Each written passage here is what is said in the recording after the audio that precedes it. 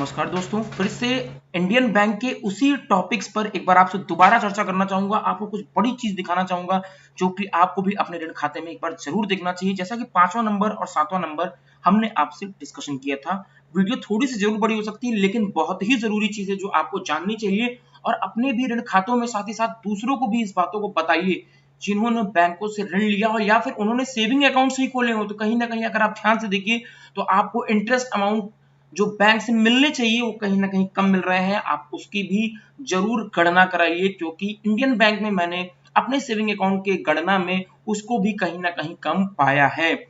आते हैं पहले 5वें नंबर पॉइंट पे। जैसा कि आपको मैंने दिखाया था पिछली वीडियो में कि 15,000 रुपए मेरा 31/10/2023 को कटा था।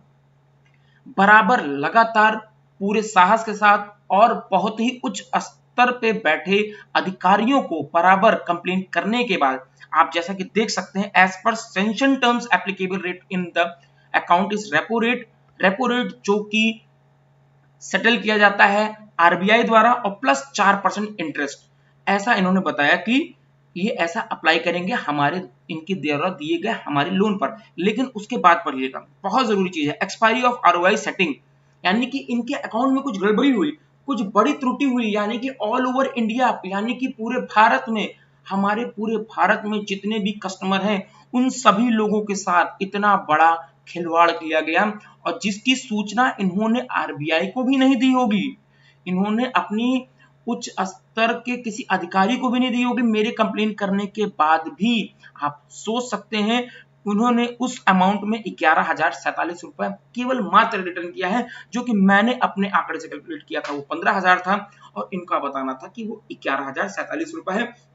मैं कहता हूं वो 11 रुपए हो चाहे वो 1 रुपए हो, वो कस्टमर का पैसा है, आप गलत नहीं काट सकते और इसका हर्जाना भी इनको भरना चाहिए था। आप देख सकते हैं 31/10/2023 और रिफंडेबल अमाउंट 8/1/2024। आप समझ सकते हैं कि 3 महीने से ज्यादा इनके अकाउंट में पैसे पड़े थे और जिसका कोई भी इंटरेस्ट इन्होंने मुझे नहीं दिया। जो कि बैंक का पैसा बैंक जब रखती है किसी का एक्सेस अमाउंट तो उनको भी इंटरेस्ट देना चाहिए, उनको भी फाइन लगनी चाहिए, आरबीआई द्वारा उनको फाइन लगानी चाहिए, क्योंकि ये एक बहुत बड़ा घोटाला है। आपके अमाउंट से एक अधिक अमाउंट काटने का एक, कहते हैं कि जो एक व्यापारी होता है वो बहुत मेहनत से, बहुत ही परिश्रम से ही अपने पैसे को, वो भी लोन के पैसे से पैसा कमाना आज के समय में बिजनेस में बहुत ही कठिन है।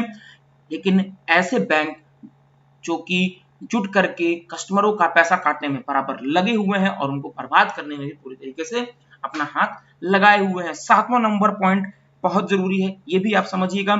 पिछले वीडियो में इसको भी मैंने डिस्कशन किया था। आरबीआई ने कोविड समय पर, पैंडेमिक के टाइम पर सभी कस्टमरों को एक बहुत ही जरूरी, बहुत ही आराम के लिए एक गाइडलाइन जारी की थी इंस्टीट्यूशंस को जो कि लोन प्रोवाइड करते हैं। तो उनको बताया था कि 1 मार्च से और 31/8/2020 तक, मार्च तक आप कोई भी फंड काट नहीं सकते, किसी का भी नहीं काट सकते।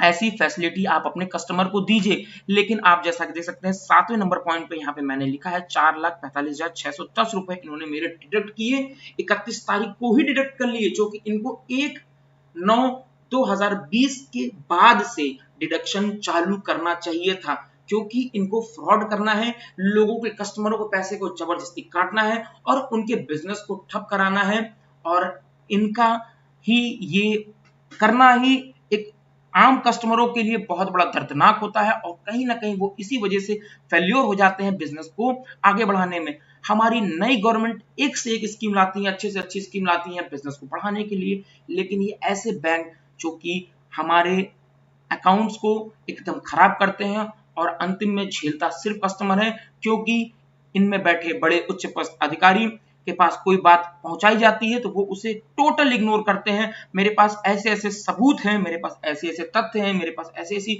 डॉक्यूमेंट है कि मैं अगर आपको दिखाऊंगा तो आप सोचेंगे कि इतने ऊंचे स्तर पर भी शिकायत करने के बावजूद भी बैंक द्वारा कोई भी रिजल्ट नहीं दिया।